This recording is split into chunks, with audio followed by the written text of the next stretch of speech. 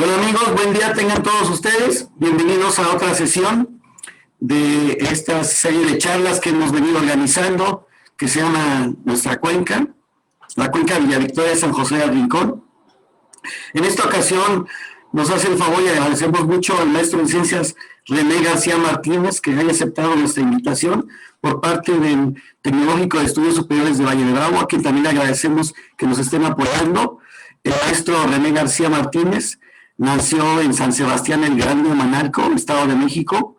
Cursó sus estudios de licenciatura en el Departamento de Ingeniería Agroindustrial de la Universidad Autónoma de Chapingo.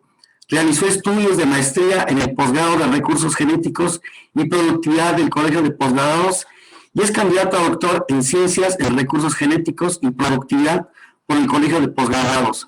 Su área de investigación se enfoca en el estudio de la fertilidad del suelo, productividad agrícola y ciclo del carbono en sistemas agrícolas y forestales. Actualmente es docente de la División de Ingeniería Forestal del Tecnológico de Estudios Superiores de Valle de Bravo. Es miembro de la red del Programa Mexicano del Carbono, red de investigación reconocido por el CONACYT, y la Red Nacional de Educación y Enseñanza de la Ciencia del Suelo. Muchas gracias, maestro, por acompañarnos. Perdón por la voz, andamos un poquito afónicos. Mi nombre es Hugo Plata, perdón, no me presenté, Hugo Plata, gerente operativo de la Comisión de Cuenca Villa Victoria San José del Rincón, y es un gusto que nos acompañen. Maestro, pues sin más, le damos la palabra.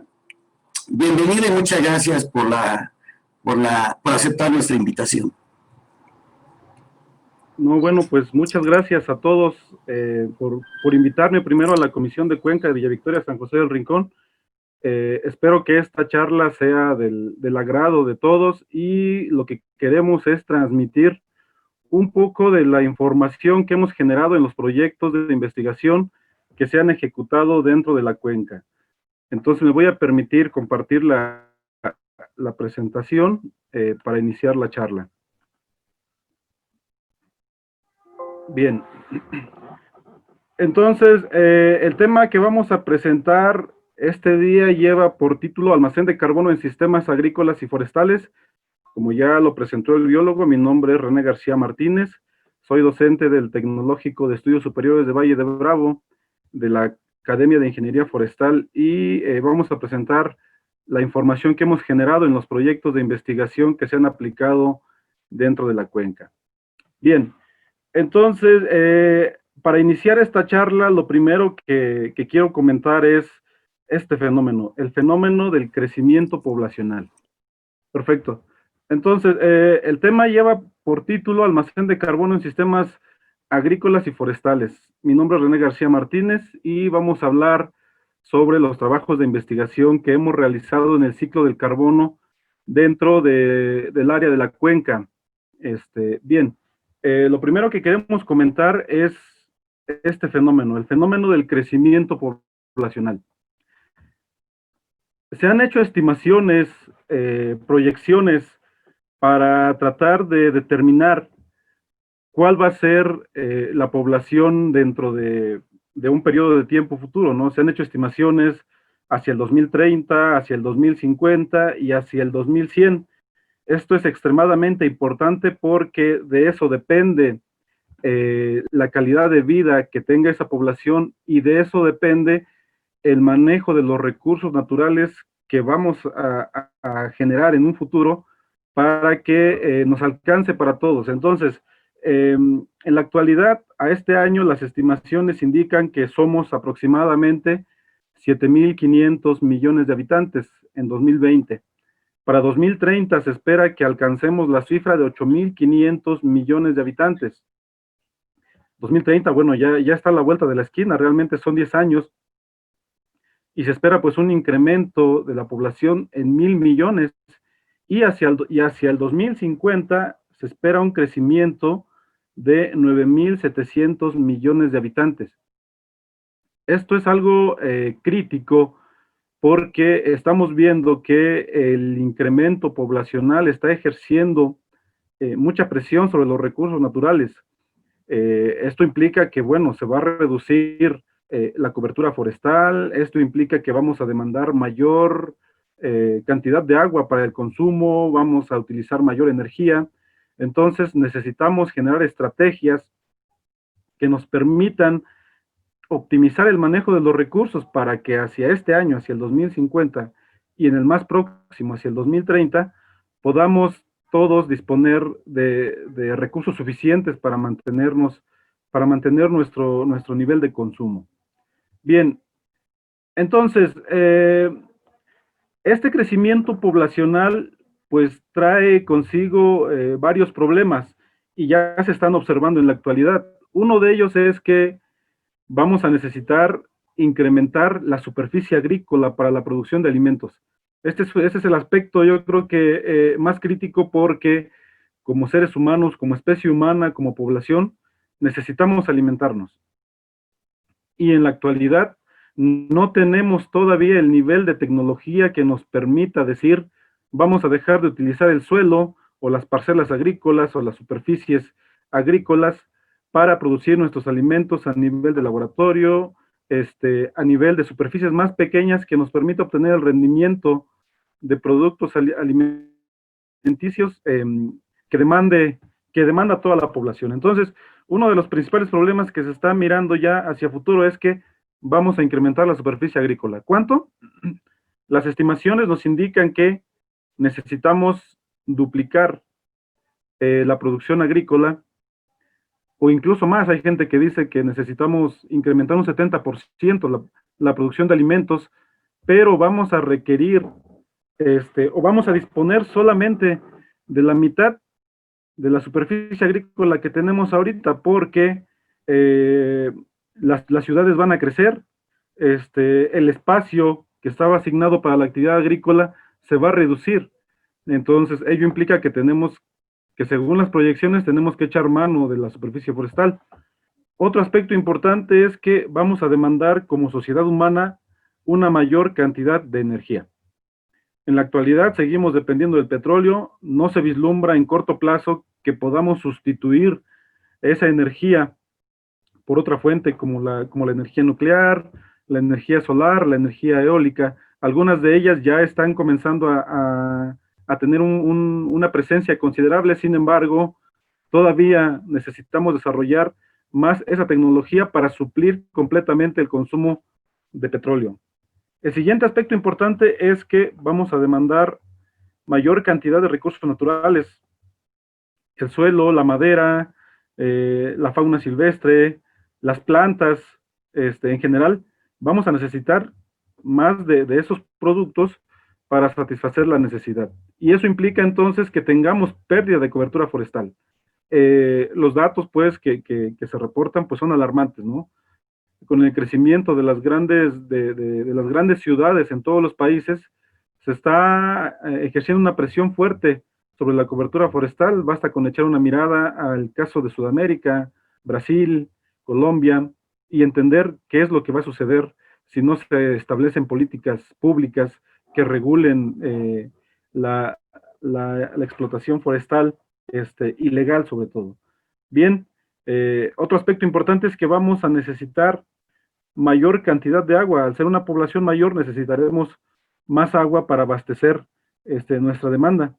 Y aquí es un aspecto importante el manejo de las cuencas, porque pues es nuestra fuente de abastecimiento, ¿no? Principalmente. En el caso de la cuenca de Villa Victoria, San José del Rincón, pues abastece una buena proporción de agua que demanda la Ciudad de México, la ciudad de Toluca y la población, obviamente, que se encuentra dentro de esta cuenca.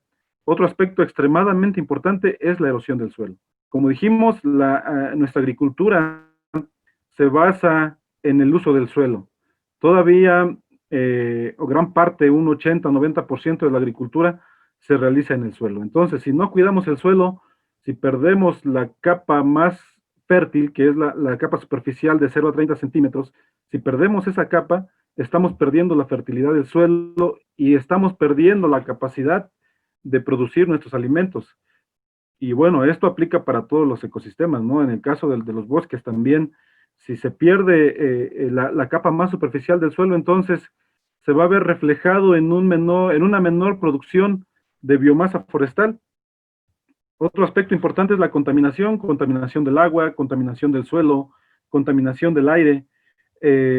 la quema de combustibles, por ejemplo, como lo vamos a ver más adelante, pues está incrementando la cantidad de gases de efecto invernadero y otros gases nocivos para la salud humana.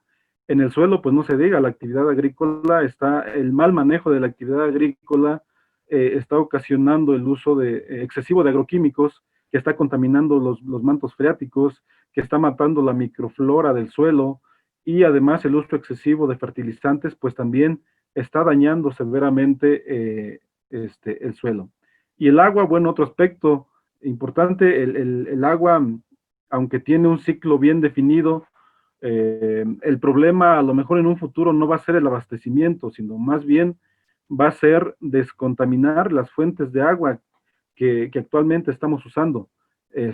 Nuestro nivel de tecnología aún no nos permite eliminar al 100% todos los contaminantes presentes en el agua que afecten la salud humana. Incluso no sabemos todavía si los niveles críticos que se están estableciendo de referencia para saber si el agua que estamos consumiendo es de buena calidad o no y si nos va a afectar en la salud humana, todavía no están bien determinados porque pues no se pueden hacer estudios experimentales en seres humanos. Entonces, esos problemas los vamos a ir vislumbrando conforme se vaya incrementando la cantidad de agua contaminada y las personas estén consumiendo esta agua contaminada, y ahí se van a presentar los problemas de salud. Otro aspecto importante, bueno, la incidencia de enfermedades. Basta con mencionar ahorita el caso del COVID. Hay algunas teorías que indican que estas enfermedades y otras más están asociadas con un cambio en el clima del planeta. Entonces, algunos expertos indican que a futuro se pueden presentar otros problemas como este. Y finalmente, problemas sociales, problemas de migración, incremento del nivel de pobreza y violencia. Entonces, se maneja un término actualmente como la migración ocasionada por el cambio climático. Y bueno, esto lo estuvimos viendo el año pasado, hace dos años, los grandes desplazamientos de Sudamérica hacia Estados Unidos, precisamente que está ocasionado por, bueno, problemas económicos en esos países, pero también por cambios en el clima que dificulta las actividades económicas y ocasiona que la gente se tenga que desplazar. La pobreza, bueno, se va a incrementar el nivel de pobreza para los niveles o las clases sociales más bajas, porque la riqueza se sigue concentrando en las clases altas, ¿no? Y bueno, la violencia, el crecimiento poblacional en sí genera violencia en la población. Entonces, basta con observar los datos y las noticias que se publican a nivel nacional, a nivel mundial, para ver cómo todos estos fenómenos sociales, como ahorita, por ejemplo, el caso de las cuarentenas que se establecieron en todos los países, pues ocasionaron problemas de violencia. Bien, entonces vamos a hablar ahora un poco con respecto a los gases de efecto invernadero. Entonces, dijimos que las actividades que realizamos como sociedad humana diariamente implica el uso de energía. Y bueno, la principal fuente de la que estamos echando mano, pues es el petróleo, el gas, todas estas energías, todas estas fuentes de energía se usan para producir todos los artículos que utilizamos, para mover los automóviles, para producir energía en nuestras casas, y en la combustión o en la quema de esta fuente de energía, entonces se producen gases de efecto invernadero. ¿Cuáles son los más importantes para darnos una idea? Está el dióxido de carbono, CO2 en su fórmula química, el dióxido de carbono, que aporta un 82% de todas las emisiones que se emiten a nivel global. También tenemos el óxido nitroso, que contiene nitrógeno. Tenemos el metano. Este metano se produce en zonas en donde ocurre respiración anaerobia, en zonas pantanosas, por ejemplo, en zonas donde se produce arroz, se produce mucho metano. Y bueno, otros gases, los gases fluorados, que son más específicos de los productos aerosoles. Y bueno, en algún tiempo se utilizaba mucho en toda la cadena de refrigeración. Actualmente se han ido desplazando, pero estos gases ocasionan el efecto invernadero. Digamos que en nivel de daño, el metano, el óxido nitroso y los gases fluorados tienen un efecto más potente comparado con el dióxido de carbono. Sin embargo, el dióxido de carbono es el más abundante y es sobre el cual estamos enfocando todos los esfuerzos para reducirlo de la atmósfera y así evitar los problemas que pueda ocasionar en un futuro. Bien, entonces, con respecto al CO2, se han hecho monitoreos a nivel mundial ya desde hace algunos años. Esta es una gráfica que actualiza constantemente la National Oceanic Atmospheric Administration de Estados Unidos, en donde reportan la concentración de dióxido de carbono en la atmósfera en varios periodos de tiempo, ¿no? Y aquí la tendencia es clara. Entonces, en 1960 los niveles rondaban en 310 partes por millón, en los 70 subió a 325 aproximadamente, pero en la actualidad, en 2010, por ejemplo, ya se reportaban 380 partes por millón, y en la actualidad andamos ya por arriba de los 410. Entonces podemos generalizar que aproximadamente desde 1960 hasta 2020 se ha incrementado en 100 partes por millón esta concentración de CO2 en la atmósfera. Esto se mide en el aire. Y precisamente este incremento es lo que se está relacionando con todos los eventos que vamos a mencionar a continuación. En primer lugar, este incremento en la concentración de CO2 tiene un efecto directo sobre la temperatura del planeta, la temperatura superficial. Entonces, igual con el paso de los años se fue evaluando, se fue midiendo cuál es la temperatura del planeta, es decir, podemos decirlo de esta manera, qué tan caliente está, ¿no? Y resulta que para el año 2020 se había registrado ya un incremento de 1 grado en la temperatura superficial del planeta, tomando como base el periodo de 1951 a 1980. Esta era nuestra línea base y en la actualidad estamos 1 grado por arriba de esa temperatura que venía varios años. Y esto ha tenido un ente sobre algunos aspectos. Entonces, ¿pero por qué se ha incrementado la temperatura en el planeta? Bueno, pues resulta ser que nuestro planeta, el planeta Tierra, pues recibe energía solar, recibe la energía del Sol. Esta energía, pues es la luz que nos llega del Sol, que entra al planeta, pero resulta que el exceso de dióxido de carbono que se encuentra en la atmósfera ocasiona que esta luz o esta energía entre al planeta, pero no puede salir.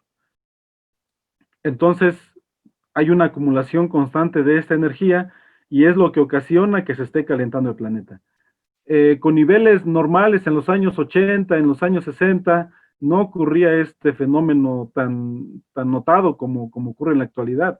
De manera natural se presenta en el planeta, por eso el planeta se calienta durante el día y se enfría en la noche, pero con el incremento de los niveles de CO2 se está calentando más de lo que debe calentarse. Y esto entonces ocasiona que, como dijimos, haya un incremento de la temperatura ambiente. Otro aspecto importante es que los océanos se están calentando. Este exceso de energía ocasiona que el agua del mar se caliente y entonces disminuye la concentración de oxígeno que está presente en los mares y muchas especies mueren, muchas especies acuáticas mueren, ya sean plantas o animales. Otro aspecto importante es el derretimiento del hielo en los polos. Las imágenes de la que presenta la NASA son impresionantes, ¿no? Nos indican cómo año con año se está reduciendo la capa de hielo presente en los polos y esto está afectando a las especies que viven allí, pero también está ocasionando que los niveles del mar se estén incrementando. En el caso de aquellas elevaciones del planeta, como las montañas o los volcanes que tienen picos a gran altitud, pues también se está observando una reducción en la cubierta de la nieve. Basta con echar una mirada al Nevado de Toluca, monitorear algunas imágenes satelitales de algunos años y vamos a ver que año con año hay menos nieve. Y es por esta situación, por el incremento de la temperatura del planeta. Bien, el aumento en el nivel del mar, algunos países ya lo están viviendo. En el caso de Italia, por ejemplo, pues ya se han visto obligados a construir incluso protecciones para evitar que el agua del mar entre a las ciudades. Hay que echar una mirada a las noticias sobre la inundación en el Vaticano para que nos demos una idea de cuál es el problema que implica el aumento en el nivel del mar. Y hay estudios que nos dicen, ¿saben qué? Dentro de unos 10 o 15 años, algunas ciudades van a desaparecer. Tal es el caso de algunas ciudades en Italia, algunas ciudades en Estados Unidos, como Nueva York, en México, por ejemplo, algunas zonas de Tabasco pueden presentar este problema. Y bueno, eventos extremos como huracanes, como granizos, como lluvias fuertes, que también están relacionados con este problema del cambio climático. Y otro aspecto importante es la acidificación de los océanos. Entonces, como se incrementa el nivel de dióxido de carbono en la atmósfera, el agua de los océanos se acidifica y eso está dañando los corales, ocasiona que los corales se estén deshaciendo sus estructuras, ¿no? Bien, entonces para entender un poco cómo las plantas o cómo los bosques nos ayudarían a reducir este problema si les damos un manejo adecuado y la agricultura también nos ayudaría a evitar este problema si optimizamos su manejo, necesitamos entender que en la tierra todas las plantas, algunas algas y bacterias, realizan un proceso denominado fotosíntesis. Entonces, esto de manera general, pues no es otra cosa más que la luz que llega del sol, las plantas lo absorben, lo captan, perdón, a través de las hojas, y además captan el dióxido de carbono que está presente en el aire. Entonces, la luz y el dióxido de carbono que está presente en el aire, mediante algunas reacciones bioquímicas que ocurren en la planta, ocasiona que se transformen en madera. Se transforma en hojas, se transforma en frutos, se transforma en raíces, y por eso es que las plantas crecen. Por eso los árboles tienen mucha madera, por eso las plantas producen frutos, producen raíces. Es gracias a este fenómeno. Con la ayuda de la luz, las plantas captan el dióxido de carbono y lo acumulan en sus estructuras en forma de madera. Y este es el evento que nos interesa cuando estudiamos el fenómeno de captura y almacén de carbono en especies vegetales. Y bueno, aquí tenemos un ejemplo un poco más detallado. Aquí vamos a explicar, por ejemplo, tenemos un bosque en donde hay árboles de diferentes tamaños, hay pastos, hay algunos árboles que pues ya están muertos. Entonces, estos árboles que están vivos están fotosintetizando y están acumulando madera, están creciendo los troncos, sus raíces, las ramas, porque están captando el dióxido de carbono. Hay otras especies como los pastos también fijan el CO2 que está presente en la atmósfera y también crecen. Cuando estos árboles mueren, entonces tenemos madera muerta, pero esa madera contiene todo el carbono que capturaron a lo largo del ciclo de vida de estos árboles. Y en tanto nosotros no lo quememos, no lo utilicemos para combustible, estos árboles van a tener atrapado el carbono que capturaron del ambiente. La hojarasca que nosotros vemos en el bosque, las ramas muertas, las hojas de los árboles que se cayeron también tienen el carbono todavía. Y aquí, gracias a los microorganismos que están presentes en el suelo, este carbono o esta hojarasca se va a ir incorporando lentamente al suelo para guardar allí todo el carbono. ¿Qué pasa entonces en un incendio forestal? En un incendio forestal, pues arrasa con todo, ¿no? Quema la hojarasca, quema los árboles, quema la madera muerta, y en lugar de que esto sea una fuente de almacén de carbono, entonces todo ese carbono se quema y se libera nuevamente a la atmósfera. Entonces es importante cuidar nuestros bosques porque son la principal herramienta que nosotros tenemos para mitigar este efecto del cambio climático. Bien, vamos a explicar un poquito más a detalle qué ocurre en el suelo. En el suelo dijimos que hay hojarasca, toda la hojarasca que cae de los árboles, pues nosotros lo podemos observar, se acumula en la parte más superficial del suelo. Pero bueno, en el suelo también hay microorganismos, también hay insectos, también hay incluso pequeños mamíferos, ¿no? Roedores, ratones. Todos estos animales y microorganismos pues van ocasionando que esta hojarasca y estas ramas se vayan incorporando al suelo. Entonces el color oscuro que vemos nosotros en el suelo de los bosques no es otra cosa más que toda esta hojarasca que se va incorporando. Las raíces de los árboles y de las plantas que están en el suelo, pues también aportan carbono. Y cuando un insecto muere, cuando una bacteria muere, cuando un ratón muere, pues todo el carbono también se incorpora al suelo y se convierte, se convierte en la principal fuente de almacén de carbono, es decir, guarda todo ese carbono que nosotros que se está incorporando. Cuando nosotros ocasionamos problemas de erosión, pues todo este carbono se va, se pierde y nuevamente se emite hacia la atmósfera. De ahí la importancia de cuidar también el recurso suelo. Ahora entonces, quiero hablar un poco de qué estudios de este tipo hemos realizado dentro del área de la cuenca.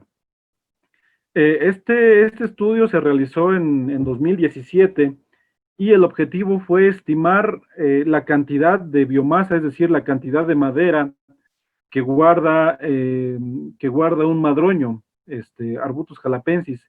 Esta especie es una especie que se presenta con regularidad en los bosques de la región donde tiene influencia la cuenca.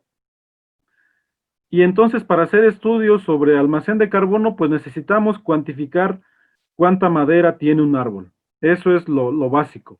Y para ello, entonces, generamos algunos modelos matemáticos que nos permiten decir al final cuánta madera va a tener este árbol. Voy a explicar de una manera muy general cómo se hace, ¿no? Entonces, necesitamos gente capacitada que conozca sobre las metodologías, sobre el uso de herramientas, para hacer inventarios forestales, que conozca las plantas. Entonces formamos un equipo de trabajo, vamos al campo, seleccionamos árboles de la especie que nos interesa, en este caso fue el madroño, los medimos la altura, medimos el diámetro y con esos datos calculamos qué cantidad de madera hay en ese árbol. En algunos casos, como en este que observamos aquí, y cuando disponemos de material, bueno, entonces se cortan los árboles, se toman muestras de madera del tronco y después esa madera se lleva al laboratorio, se analiza y con esos datos ya podemos sacar nosotros la información de cuánta madera contiene ese árbol. En otros casos, cuando el número de especies, de individuos de esa especie es muy poca y no podemos cortarlos, entonces pues los medimos in situ, ¿no? Tomamos medidas de secciones de las ramas de ese árbol, le sacamos un volumen, hacemos un esquema y decimos este árbol tiene tanta cantidad de madera guardada. Entonces, ya con esos datos que obtuvimos de los diferentes árboles, generamos unos pequeños modelos matemáticos que nos dicen, que nos relacionan, por ejemplo, el diámetro de un tronco, es decir, qué tan grueso está un tronco del árbol que medimos, con la cantidad total de madera que guarda ese árbol. Esto es a manera de ilustración para indicar que algunos árboles pues siguen esta forma en cuanto al crecimiento. Árboles pequeños, árboles grandes siguen esta forma. Otros siguen esta forma, otros siguen esta forma y otros siguen esta forma. En el caso del estudio que nosotros realizamos, los árboles que medimos de madroño siguen este patrón, es decir, conforme estos árboles crecen, los árboles más viejos, aquellos árboles que observamos que tenían un diámetro de 1,5 metros, realmente son árboles muy grandes, y de hecho estos árboles se encontraron en San José, Villa de Allende. Estos árboles, miren, pueden almacenar hasta 5,5 toneladas de madera. Si eso nosotros lo convertimos a carbono, pues vendrían siendo 2,5 toneladas de carbono almacenado que guardó este árbol. Como referencia, la mitad de la biomasa es la cantidad de carbono que guarda un árbol. Entonces, este árbol, fíjense, este individuo de 150 centímetros de diámetro guarda aproximadamente 5,5 toneladas de madera, y eso convertido a carbono, pues son 2,5 toneladas. Todo eso a lo largo de la vida de este árbol fue lo que capturó de la atmósfera.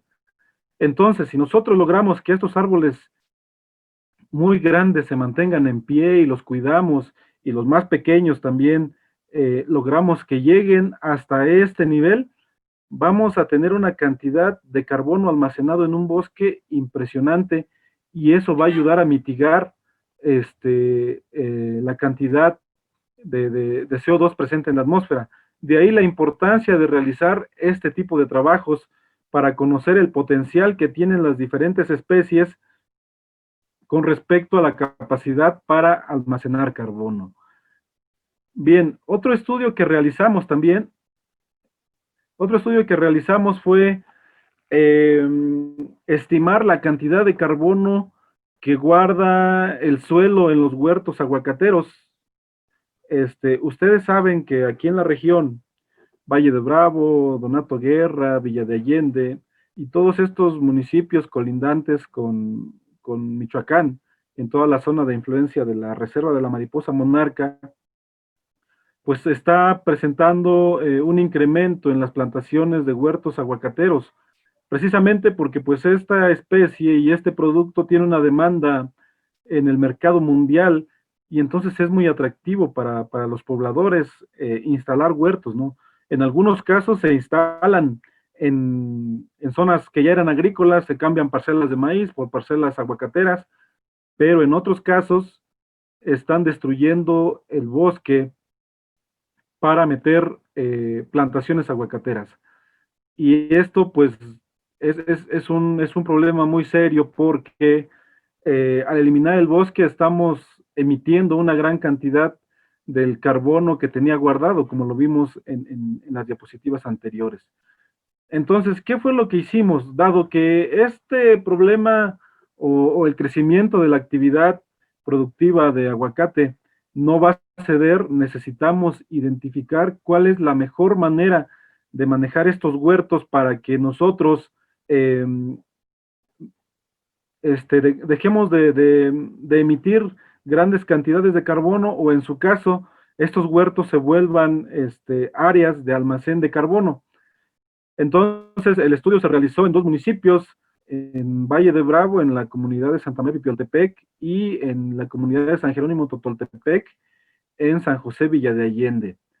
Seleccionamos 2 huertos en donde realizamos el estudio. Aquí tenemos una imagen del huerto de Valle de Bravo, es un terreno con ladera, y en el huerto de Villa de Allende, pues es un terreno plano. Entonces, para hacer estudios de carbono en el suelo, pues lo que tenemos que hacer es tomar muestra de suelo.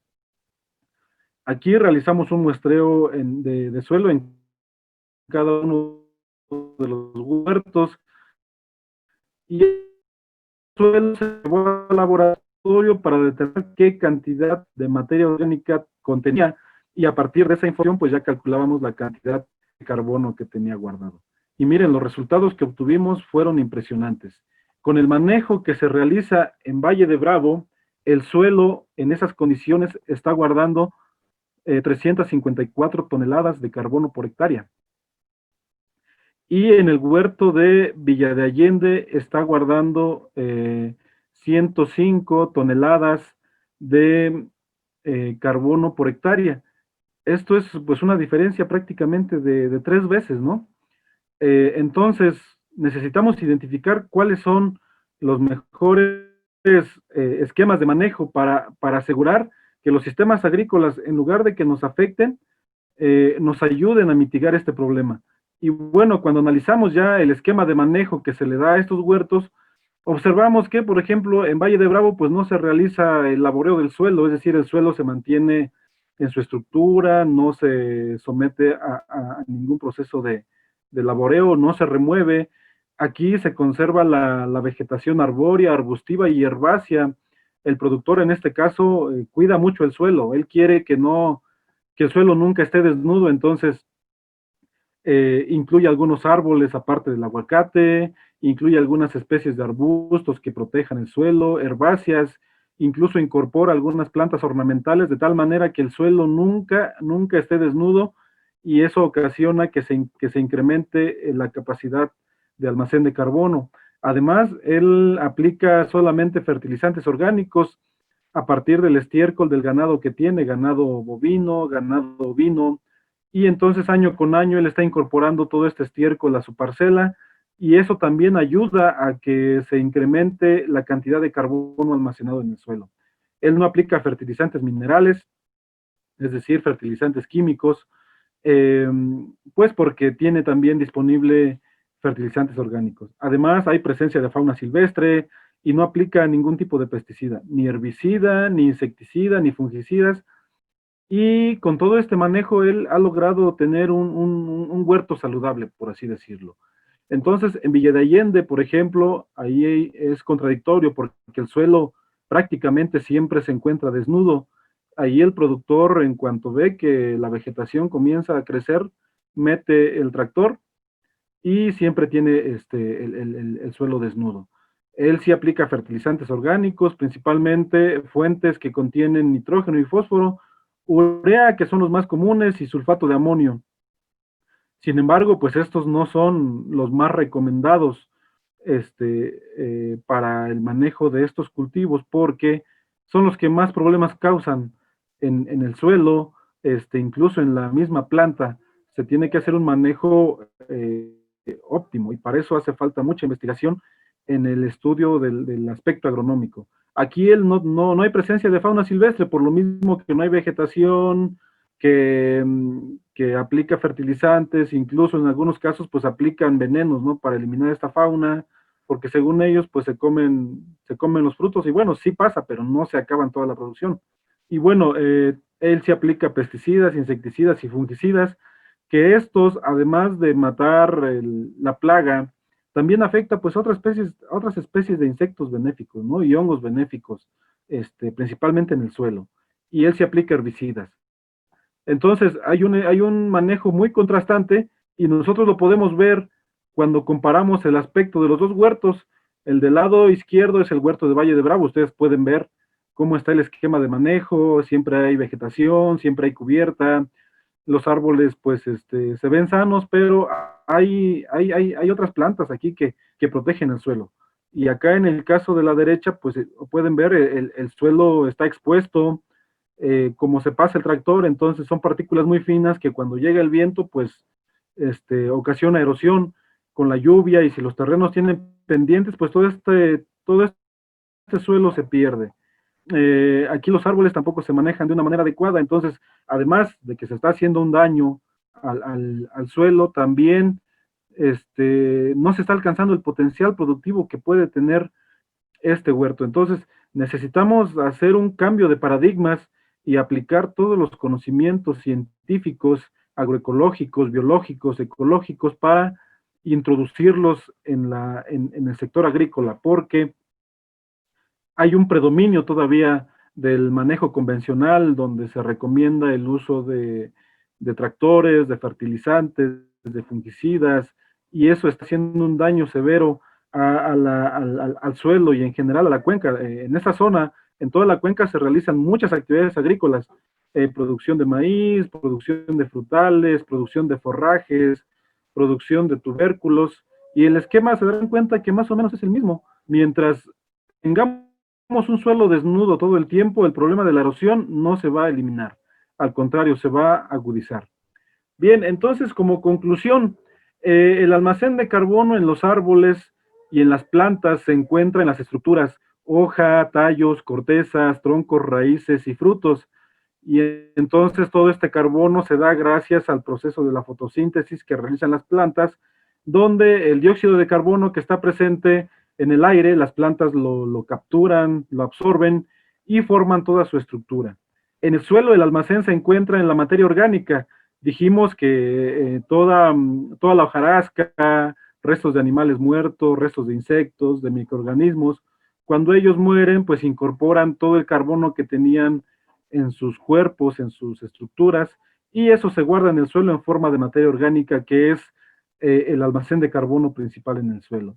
Entonces, problemas como la deforestación, la erosión del suelo emiten grandes cantidades de carbono, porque al eliminar la vegetación y al ocasionar erosión en el suelo, dejamos expuesta la materia orgánica, y como no hay nueva incorporación de biomasa, nuevas plantas, nuevo tejido muerto al suelo, entonces los organismos que quedan en el suelo comienzan a consumir esa materia orgánica que estaba guardada. Entonces es necesario reforestar aquellas áreas en donde están con suelo desnudo, o incorporar biomasa al suelo y tratar de que en todas las parcelas agrícolas siempre el suelo esté cubierto.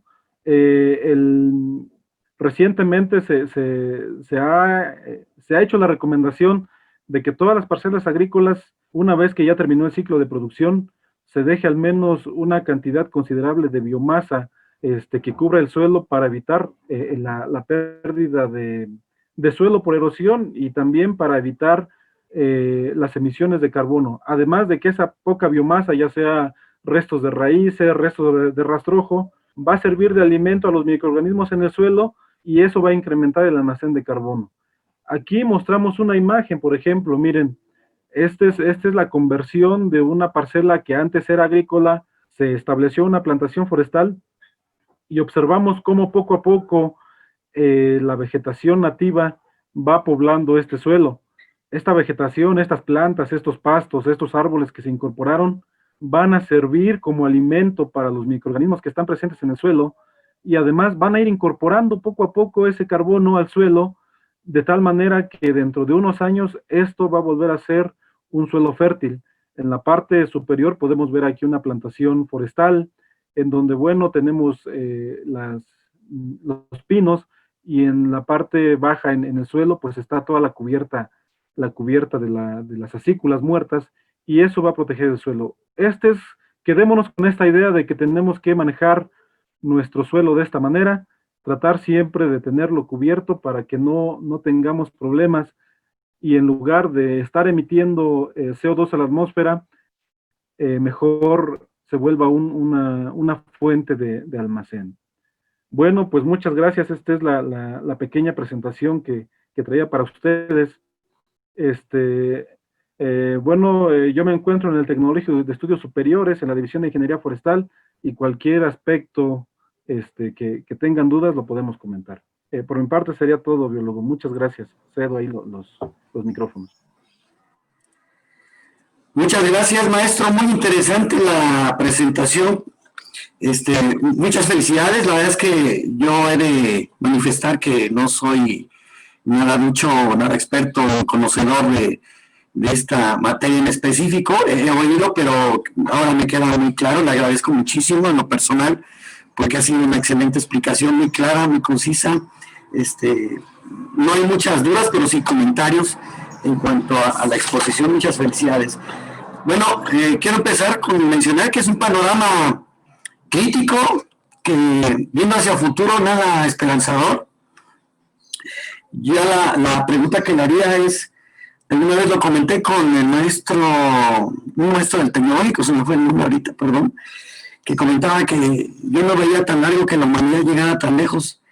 En este caso usted habla de 2050, que habría 9.700 millones de personas, y es muchísima gente. Yo la verdad dudo mucho, y esa es una especulación muy personal, que ya para el 2100 ya sería algo exagerado que hubiera humanos en este planeta, a este ritmo como vamos, ¿no? En la forma de pensar no ha cambiado, algunos han cambiado poco, pero a fin de cuentas los que toman las decisiones, pues nos están arrastrando, ¿no?, a este sistema todavía capitalista de consumo, yo creo que le ha dado en la torre mucho al planeta. ¿Algún comentario con esto, maestro? Pues sí, fíjese que desgraciadamente el sistema capitalista, como usted menciona, privilegia el crecimiento económico sobre el manejo de los recursos naturales. Realmente se ve al planeta como una fuente de recursos para hacer dinero, ¿no? Y necesitamos entonces, como población humana o como especie humana, necesitamos cambiar este paradigma. Hay indicios de que ya está sucediendo, se está tomando mayor conciencia sobre el manejo de los recursos naturales, sobre el consumo excesivo. Sin embargo, usted se da cuenta que todos los países miden su crecimiento o el éxito de sus políticas en crecimiento económico. Es decir, cuánto creció el Producto Interno Bruto este año, y eso pues está relacionado, ¿no? con el uso de los recursos naturales. Basta con echar una mirada a nuestro país. Necesitamos que el país crezca, entonces vamos a construir nuevas vías de comunicación, vamos a construir nuevos aeropuertos, vamos a construir nuevas zonas industriales, nuevas zonas petroleras, pero eso implica que tengamos que eliminar vegetación. En las ciudades ya no se puede porque ya no hay espacio. Entonces tenemos que irnos a zonas que todavía no están habitadas, donde hay vegetación, y ahí seguimos eliminándola, y con ello pues estamos causando un daño. Yo creo que necesitamos hacer más difusión, biólogo, como personas que hemos estudiado estos fenómenos por un tiempo considerable, por así decirlo, o nos hemos especializado en esto. Necesitamos hacer difusión para que la población en general sepa que estamos en riesgo, sepa que si nosotros como comunidades, como pueblos, no tomamos la iniciativa de cuidar los recursos con que contamos en nuestra comunidad, pues no vamos a poder evitar estos problemas. Otro aspecto importante es que el gobierno entonces necesita establecer políticas públicas que nos ayuden a cuidar los bosques, ¿no? La realidad es que no alcanza ni el dinero ni el personal suficiente para estar cuidando todos los bosques, y debe ser una sincronía entre el cuidado que le da la población a sus áreas forestales y las políticas públicas que establece el gobierno para regular toda esta situación. Sí, muy cierto, maestro. La verdad es que esa parte de políticas públicas todavía andamos un poco verdes en cuanto a este cambio de paradigma, como usted lo menciona, en cuanto a que ya no alcanza el dinero, se quieren generar nuevas leyes cuando las anteriores no han sido aplicadas al 100%, y ahora es muy necesaria la participación de la ciudadanía, pero para eso también hay que sensibilizarla, concientizarla, que se den cuenta que a fin de cuentas ellos son los primeros beneficiarios, y si no ellos como persona, pues sus descendientes, ¿no? Hay que empezar a pensar ya en los hijos, en los nietos, en los bisnietos, todos los que vienen atrás.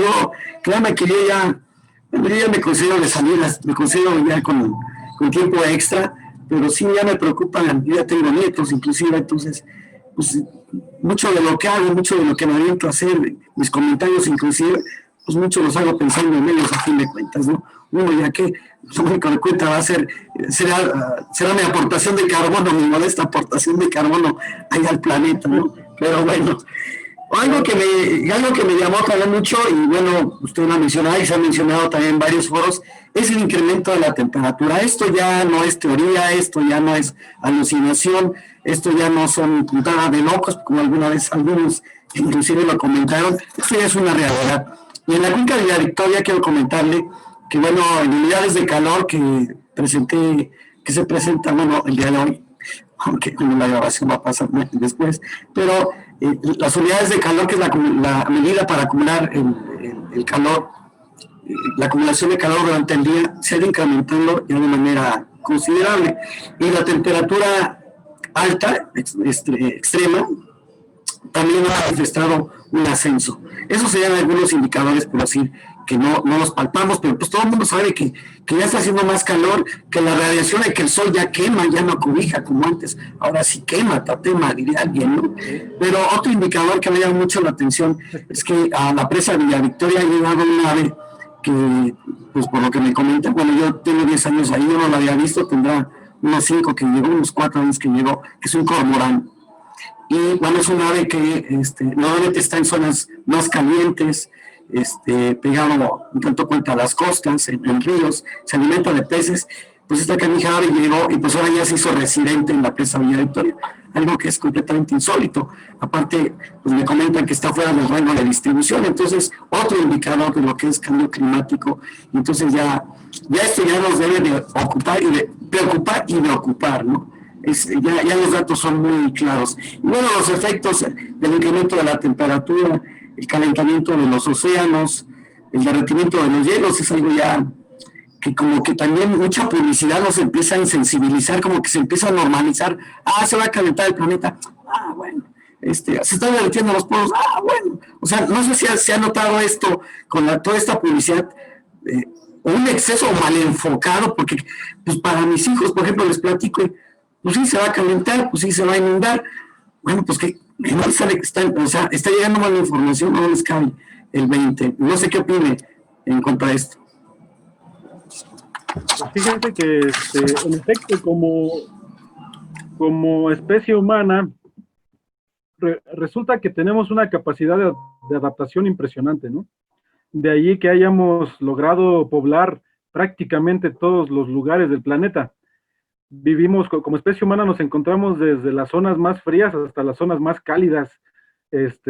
Nos acostumbramos a vivir en las costas, en las islas, y resulta que, bueno, ciertamente hay mucha información.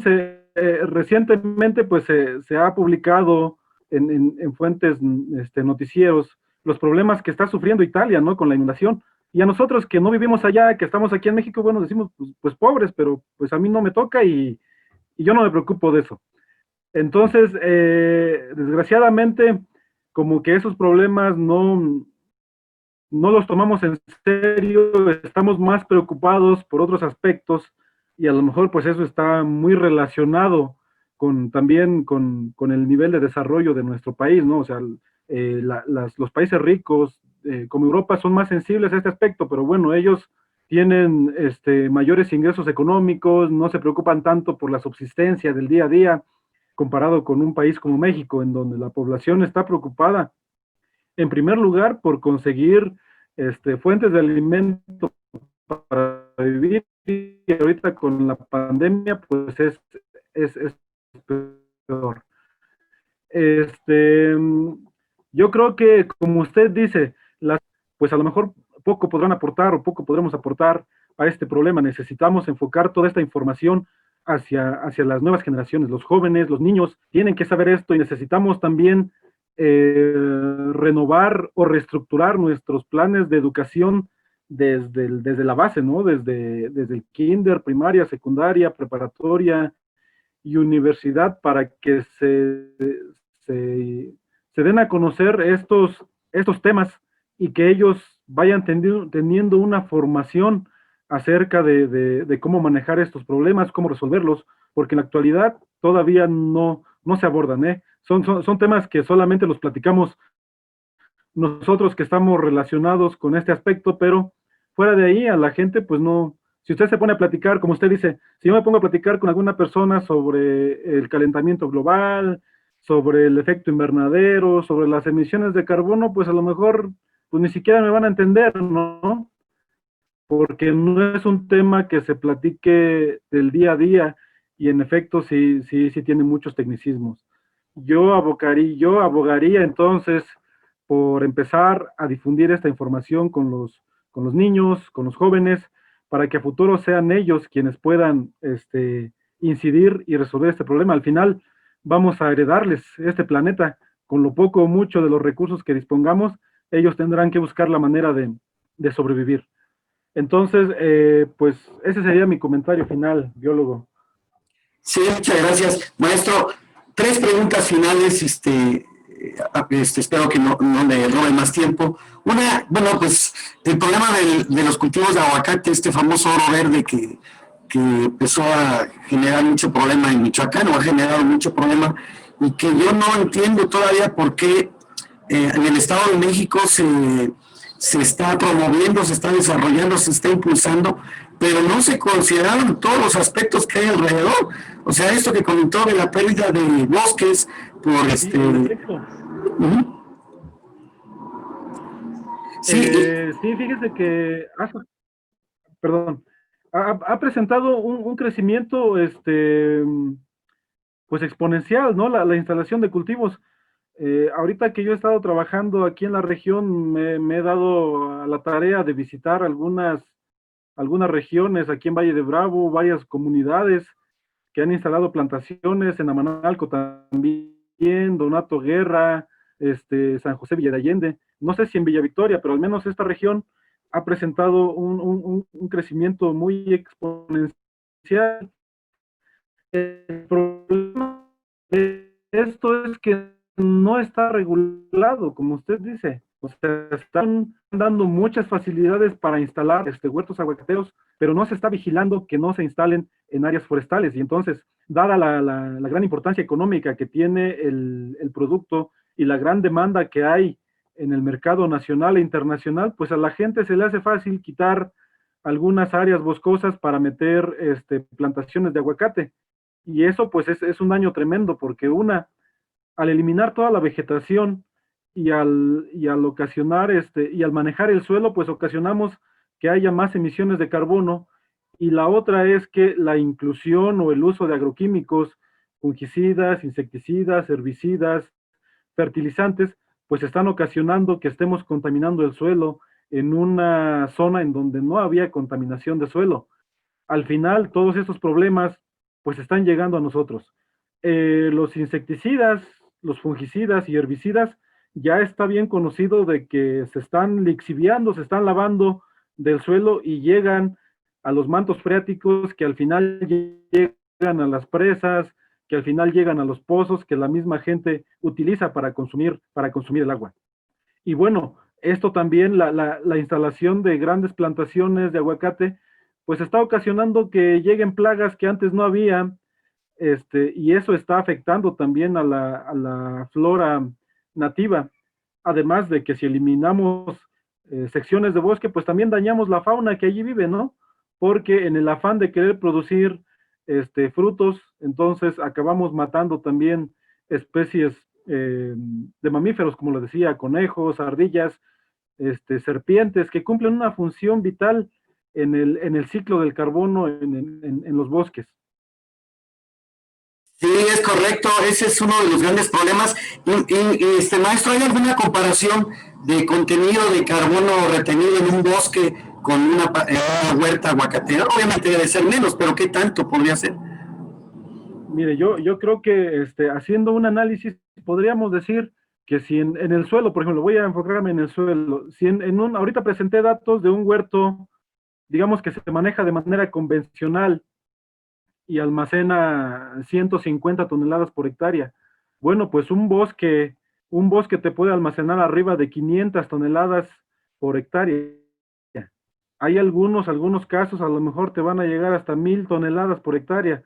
Entonces, fíjese, cuando eliminamos un bosque de pasar de las 500 o de las 1000 toneladas, con el tiempo se va erosionando y vamos a llegar a un nivel de 100 toneladas. Perdimos 900 toneladas de carbono que se fueron a la atmósfera.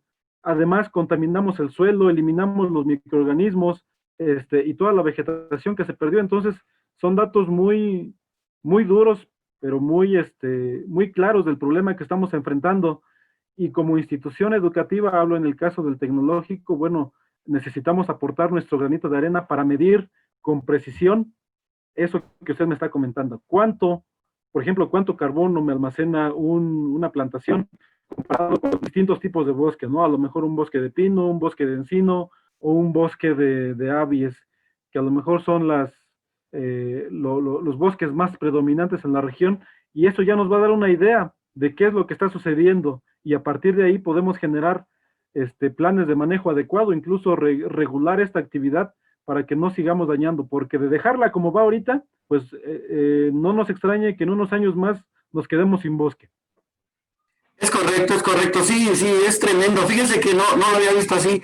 Cuando hay un cambio de uso del suelo, pérdida de bosque como tal, de biodiversidad, los microorganismos, inclusive de captación de agua, pérdida de suelo, inclusive, pero también ahora, bueno, ahora que usted está comentando, pues pérdida de carbono, o sea, es increíble el efecto, ¿no? Y eso, pues, la gente no lo ve, o sea, ese es el problema, que la gente no se da cuenta que al talar unos cuantos árboles por meter un aguacate o meter inclusive una parcela, pues no se está dando cuenta del daño que a la larga está generando. Es increíble lo que está pasando. Y bueno, una última pregunta, maestro. Me llamó la atención de estos árboles, este árbol de 1,5 metros, y yo la verdad he recorrido y participé en el inventario forestal, y bueno, he de comentar que sí encontré árboles bastante gruesos, no de esa especie, pero de pino sí, unos muy grandes, pero en esta especie de 1,50, pues es un árbol muy viejo en realidad, ¿no? Como le comentaba ya como comentario final, está fallando un poco el internet. Sí. Miren, yo lo que le comentaba es que desgraciadamente a la agricultura se le ha dejado a merced del capitalismo, de la actividad empresarial, caso contrario de los bosques, que todavía tiene una regulación gubernamental. Entonces, es necesario, yo creo, que también el gobierno establezca políticas para regular las actividades agrícolas y que le dé acompañamiento, ¿no? La agricultura no tiene acompañamiento técnico. ¿Sí me escucha, maestro? Ok, yo luego lo escucho. Sí, perdón, ya se me está, yo sé que está fallando con el internet. Perdón, maestro, vamos a tener que detenerlo, pero ya lo dejo con sus últimos comentarios, maestro, ya para terminar. Ok, bueno, entonces, como comentario final, yo creo que considero que necesitamos incidir en las actividades de la cuenca, dar acompañamiento a los dueños de zonas forestales, a los productores, para hacerles notar esta problemática que estamos comentando, y como institución involucrarnos en estas actividades para generar información que les ayuden a los representantes, en este caso de la Comisión de Cuenca, a tomar decisiones en el caso de datos que hagan falta. Bueno, pues ahí estaremos. Les agradezco mucho por la invitación. Seguiremos trabajando en este rubro, seguiremos trabajando haciendo investigación con los productores, con los dueños de bosques, para generar más información y pues tratar de difundir este conocimiento que hace mucha falta con la población de la región, biólogo. Muchas gracias por la invitación, y bueno, cuando gusten, ahí estamos para seguir participando. Muchas gracias a usted, maestro en ciencias René García Martínez, por esta excelente plática. Creo que nos ha abierto el panorama a un tema que es poco comprendido, que es la captura de carbono, y sobre todo en estas áreas rurales. Ahora estamos hablando también de Valle de Bravo y de Villa Victoria, un problema con el oro verde, el aguacate, y pues los efectos que causa la deforestación. Muchas gracias, maestro, le agradecemos mucho, excelente trabajo, muchas felicidades, y muchas gracias también al Tecnológico de Estudios Superiores de Valle de Bravo por su apoyo. Muchas gracias, que tengan buen día, y a ustedes muchas gracias. No dejen de vernos, todavía seguimos con nuestras charlas, hay temas muy interesantes que vamos tratando de abarcar todos los temas. Esperemos que sean de su interés, y pues que tengan todos buen día.